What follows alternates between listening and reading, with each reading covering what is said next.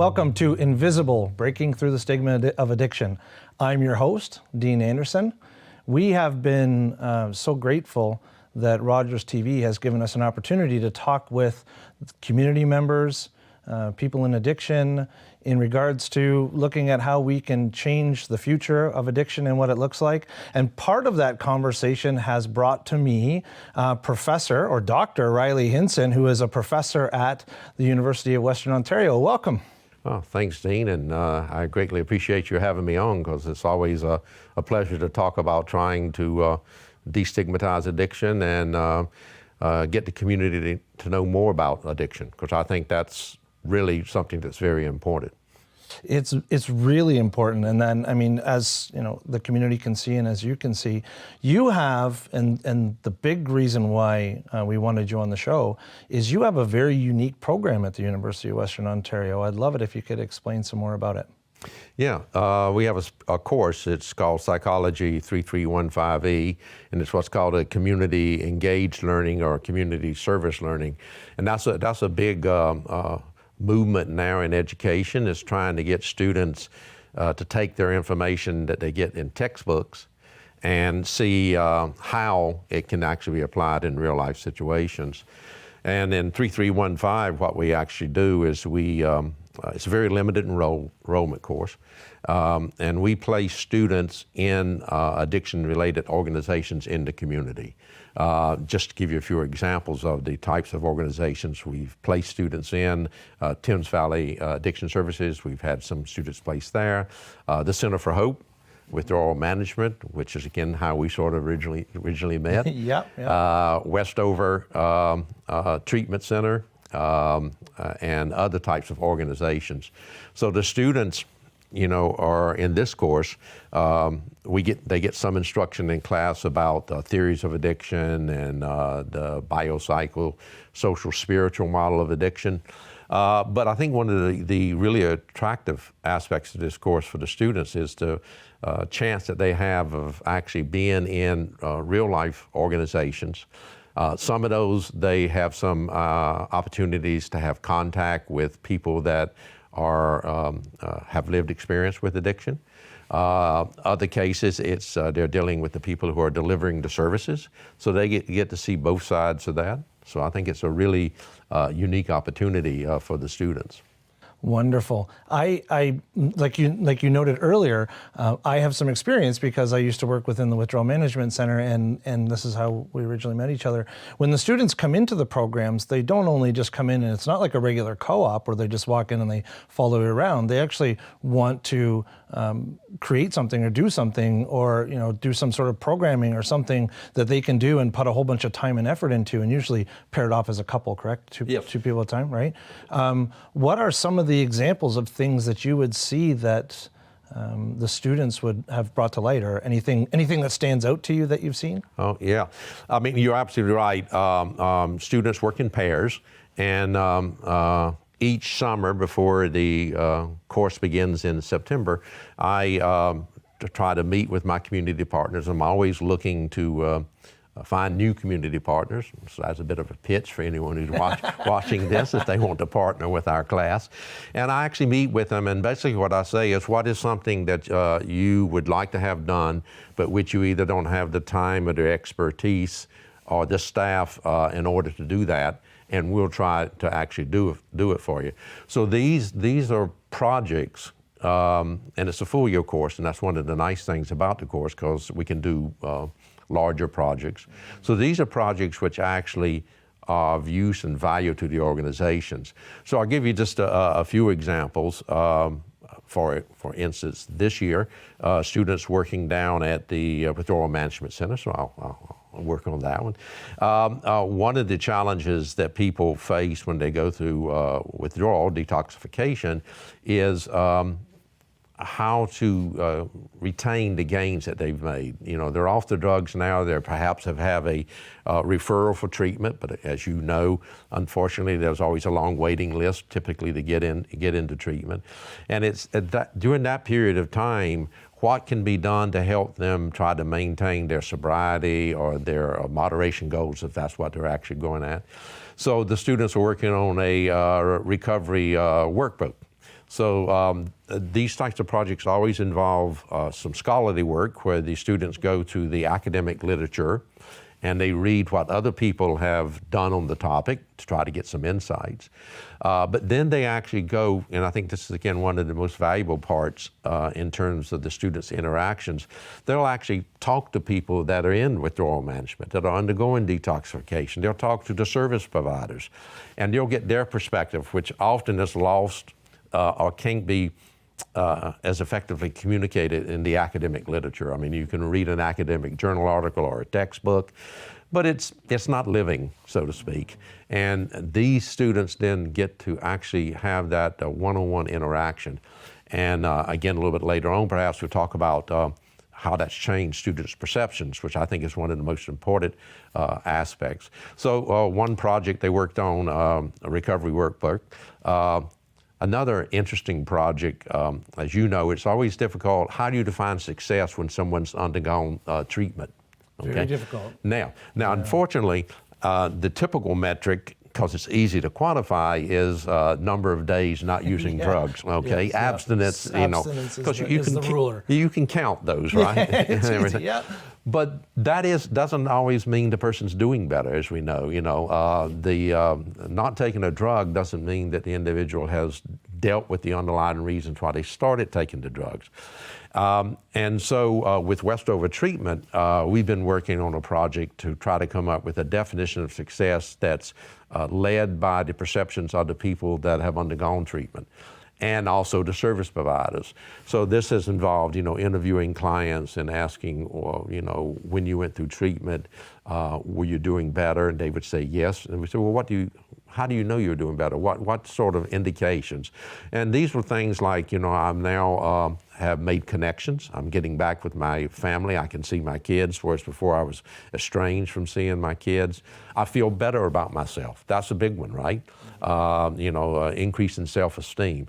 I've had a job for a while.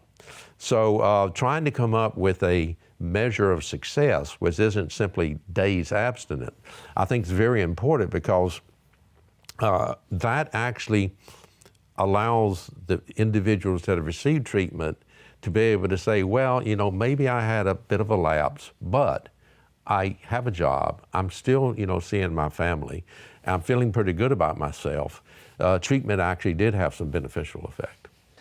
Absolutely. You mentioned earlier the biopsychosocial piece, and this is what I'm hearing in the results that you're seeing at Westover, is people are recognizing that the quality of life is also measured in the same quantifiable measure, not just the biological piece of addiction being removed, right? Yep. So that's part of the stigma piece that we deal with every day, is recognizing that as long as they're sober, they're okay. But if they're not okay, then there's something wrong with them, in addition to. But the reality of it is it's finding balance in all of those different areas is what's going to help keep somebody in that thing. And then one of the bigger problems with relapse that I don't think most recognize is that when we're using only days as a measure, only using the counting of time as a measure, then like you said, if I use once, then I'm no longer measuring against my quality of life and what I've done. It's only measured against that one parameter, and therefore I've failed. Yep. And then that leads to a longer relapse or binging or prolonged use or something like that, whereas this other type of measure would help give people more guidance in that way. Yeah, and I think you're absolutely right, because if you use days abstinent as your measure of success, let's be quite frank about it, most people that have received treatment for drug use problems are probably going to have a lapse. I mean, that's probably the most predictable outcome of treatment, is that there's going to be a lapse. But notice I used the word lapse instead of relapse. Yes. And that's the correct framing of it. It's a lapse, but it doesn't mean a failure. And again, you can take that lapse as occurred, and you can ask how many days before the lapse, was it longer than the last time? But back to your point is that simple lapse, how does it measure up against the fact that now you're spending more time with your family, you feel better about yourself? Don't take that as the indication that you failed and therefore treatment is not going to help. Absolutely. That idea of lapse being a temporary. What I think people tend to not recognize in this, and I can just to reinforce what you just said, people don't recognize that they think that, the one lapse is then a failure and or a relapse, when it's a return to a state of living would be a full relapse. So that's when my physical, mental, emotional, spiritual go back to that old way of doing things, and I'm in full-blown relapse, whereas a lapse, a one-time use. One thing that I really want to hit home with is we assume that that a lapse is a relapse, and the reality of it is it's part of recovery, and people, or part of addiction, sorry. This is the problem. People think that it's part of recovery and part of addiction, but the reality of it is if I don't have a lapse, and it doesn't have to be part of the future. Some people think that it has to be part of the future, but there are people that get there and then they don't get there. But that the idea of it is, if I never lapsed, if I never had problems, how would I even know I had an addiction? That's the big question, because it's part of it. It's the idea that if I don't have struggles with trying to use and not use, then I wouldn't really have an addiction, would I? If I just quit and didn't bother me and I moved on with my life. So it's part of the parameters, part of the definition of what it is. So that, being so finalized, the difference between lapse and relapse, I'm glad that you brought that up. Yeah, and to follow up on that a bit,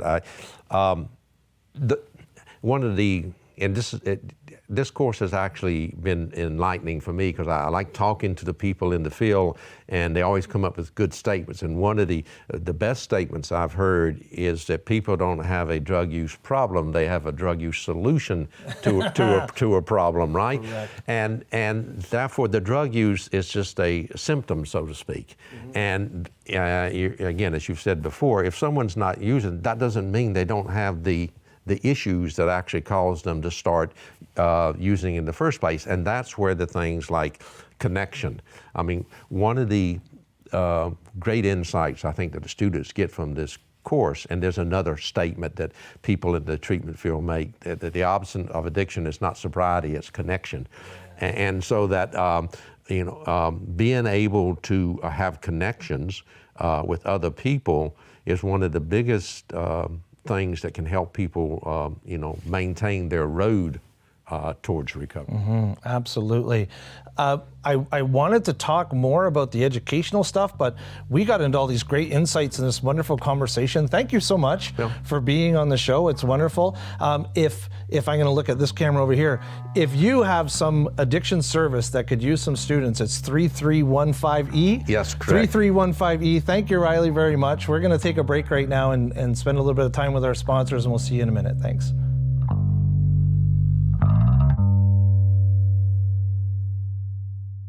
Welcome back to Invisible, Breaking Through the Stigma of Addiction.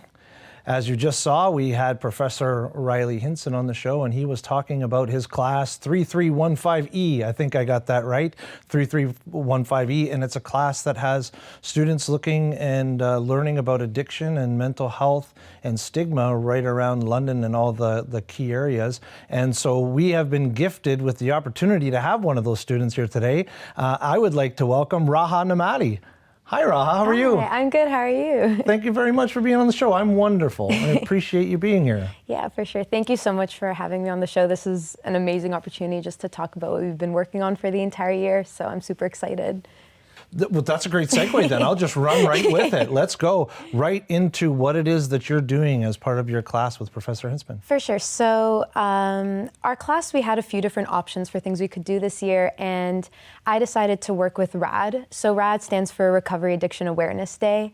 It started first in 2019, and this is all Professor Hinson's idea, so this all goes credit towards him. Credit to him. Yeah, he's the one that kind of curated the entire thing. Wonderful. He's kind of realized the need for substance use, like just sparking the conversation for substance use, especially in university students. So the first RAD was in 2019, and it was an in-person event. A bunch of organizations came, there were a lot of talks, and it happened in our kind of main forum at Western. So a lot of students, even just walking by, even if they didn't know what was happening, they could stop by and be like, what's going on? Who's talking? What is this about? So it was a really good way to kind of just give a little bit of awareness in the beginning. So that was the first year that happened. And we tried for it to happen in 2020. This was before I was part of the class, but unfortunately because of COVID restrictions, it wasn't allowed to go through. So this is the first year that it's kind of come back. And that's what I was working on alongside with my, fabulous team. So it was me, my partner Erica, along with our supervisor Sarah. So we were working on RAD for the entire year, and we were planning to have an in-person one. So we were talking to a lot of organizations, but unfortunately, again, because of COVID, it got canceled. So we started working on more of an online format. So we really focused on social media. We started a podcast. We worked with our social media intern, Tiana. And that's kind of been our main focus this year. It's been a lot of online because of COVID. We're all adapting and doing what we have to do, right? Yeah. The first season of this show was strictly online. It was all virtual, so we understand that. So it's wonderful to have you in person today. Yeah. What are some of the things that are the topics of conversation that are happening on this podcast as you progress? Oh, so many different things. I think with our first goal for the social media specifically was to just kind of gain a little bit of momentum. I think one of the really hard things with substance use and addiction, it's really highly stigmatized. And I think that was the first thing we kind of realized with this entire project. It's not talked about at all. And it's obviously a really hard topic to talk about, but it's interesting to look at because I think, Professor Hinson and I really talked about it too with mental health. I think has really, the stigma around it has kind of decreased as the years go by, and I think that's wonderful. And I've worked a lot with mental health, and this is the first year I've looked into addiction. This is one of the reasons why this project is so important for me, is because of how much I've learned this year. Like, it's a new topic for me too. I didn't know a lot about it before. And I realized that a lot of the times addiction isn't looked at under that umbrella of mental health, even though I think it really should be. And that's why the stigma for addiction is still there, and it's still very prevalent, and it's still really hard to talk about, but mental health has improved over the years. And I think one of our goals, especially with Professor Hinson, is to try and, improve that, that talking and that stigma too. Right, I recognize that, and I see it with the younger generation, and we're building up and moving up to having a very mental health driven community and making those conversations easy to talk about. The Bell Let's Talk thing, all of those people, engaging in that and being able to say, I have anxiety, I have depression, but the addiction is this one little off-lier that sits over here, when it actually does fall under the DSM-5's criteria for mental health disorder. So, but it kind of sits over here. So what I'm hearing you say is you're trying to bridge that gap and meld the two within the university community. Now, 100%. is that for assisting the students, or? And the reason why I ask this is because sometimes we do these things so that we can change a culture by educating students for long-term growth opposed to short-term growth. But is that the purpose of this? I think it's a little bit of both. I think it's, there's so many different goals we kind of have with RAD, and I think any improvements we make to any of them is, something we celebrate. So I think one of the things is just raising awareness and saying, hey, this is an issue for university students or for the population in general, to be honest. Substance use isn't really talked about, and I think if it was, it would be a lot more prevalent, or like people would realize it a lot more. I think one of the problems we also realized was that people don't realize if they have a substance use problem, they may not see the warning signs, and that leads to, maybe finding out in a harder time in your life. If you find out a little bit earlier, if you see those signs in the beginning, you're more educated on it, that can really help in the future. And I think that was, going back to your earlier question with the podcasts, there's so much that's wonderful. going on. No, Yeah, so we've had 2 podcasts so far go out, and that was something we talked about. Our first episode was with Annie McLough from Favor, and we did talk about that a lot with the early signs and seeing, that stigma kind of, and people not really knowing exactly if they have a problem in the beginning. Right. Yeah. So I think a lot of people will recognize, maybe not everyone, but a lot of people will recognize the direct correlation between stress management, coping, and substance use, right? And I think it's really easy to draw the line there too. You as a university student, it's stressful, right? Yeah. Yeah, no brainer, Dean. Yeah. We recognize that correlation between the two, but I don't think we recognize it at that level because we just go, oh, maybe we're just blowing off steam, or maybe we're just doing that, right? So have you had any feedback from the community or the students in regards to that correlation between university and substance use? Yeah, for sure. I think one of the best things we've realized is the DMs we've kind of gotten through our Instagram, which is really good. We've gotten a few people who are interested in participating. We also did a focus group where we directly talked to students. We were like, if you're interested in this, if you have ideas for resources or things you want to see yourself, come, let's talk about it. Let's see if we can perhaps create some ideas for actual change to happen in the future. And we had some feedback for that as well. Yeah, just all of the more feedback we kind of get, students wanting to be on the podcast. We just finished, it hasn't aired yet, but we just finished one with one of the students in our class who's talking about, his actual thing was all about stigma and kind of the language we use as well with addiction and stuff. So all of this feedback, I think, makes us feel so good and says, okay, let's keep going. Let's gain more momentum.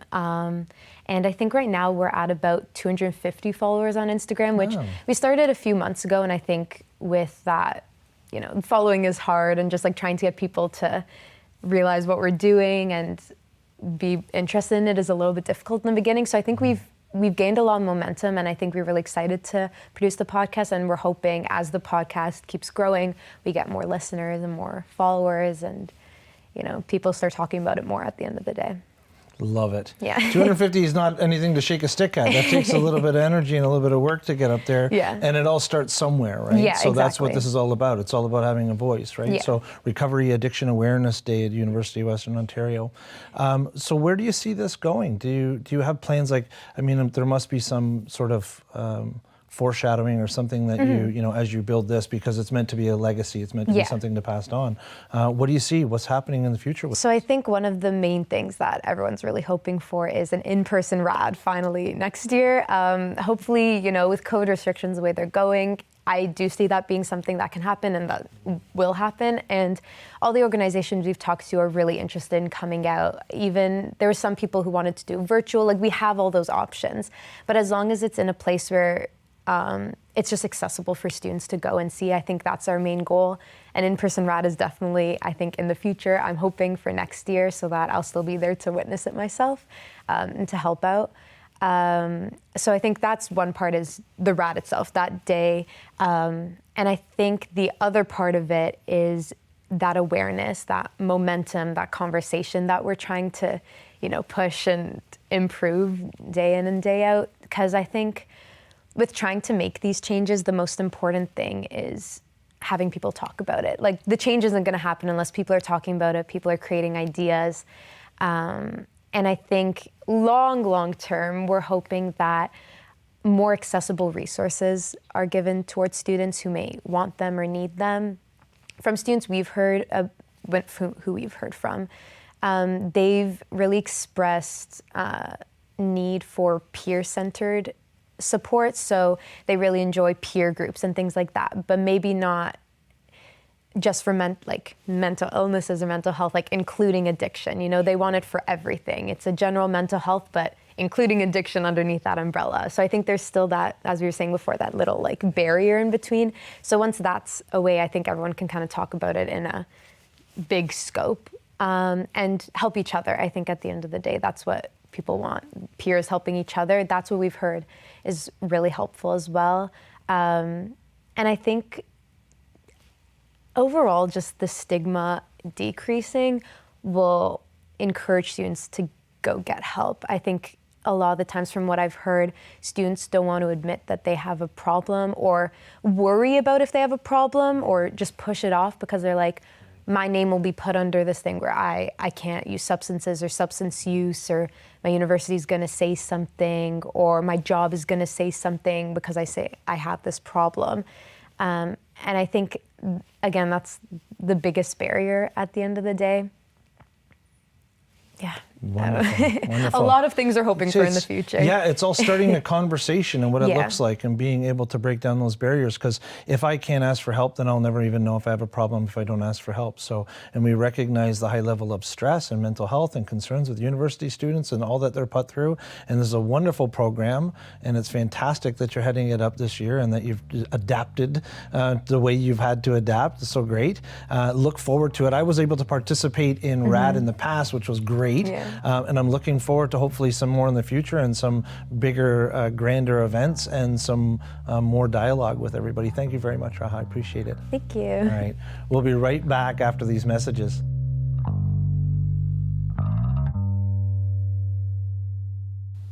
I am extremely grateful to have had the pleasure to participate in both of those programs today. One, teaching our youth about addiction and substance use, and the other, promoting advocacy and awareness. Both just as important. Some people might think that why would we want to focus our efforts on the university? They don't have any concerns or problems. And really, we can recognize that there are lots of concerns and lots of reasons why we would want to focus on. One is educating the people in the university. These are going to be our future policymakers. These are going to be the bosses of the future. These are going to be the doctors, the lawyers, the people that create our culture. So understanding that and getting them to understand it is really important. The same way as when I was younger, I was taught about putting on a seatbelt and recycling. Now those are just common everyday things that we don't even think about doing, and we just do them because it was something that was instilled in us as a value and a belief. And this is something that we also want to do with addiction, so we can see why it's so important to incorporate this in educational platforms. Secondly, when we look at the statistics, Stats Canada states that 21.6% of Canadians will suffer from a substance use disorder at some point in their life. That is not a number to shake a stick at. That's 1 in 5. At any given year, the University of Western Ontario can have up to 30,000 students. That's not including other post-secondary locations in the city. That's 6,000 to 7,000 students that are potentially going to suffer from substance use disorder in their lifetime. So we can see how important it is to point that out and to bring that awareness forward to the students now, so that when they get later in life, or even now, some of them coping with the stresses are overusing substances. But if we keep it secretive, we instill stigma and we instill shame. That makes it so that when people recognize that they have a problem later, it's that much harder for them to open the door and ask for help because it's been stigmatized. So these advocacy and awareness programs do a lot more than you might think when it comes to changing society's views on addiction and mental health. So with that said, this segues perfectly into, we know that the best time to plant a tree is 20 years ago, but the second best time is now.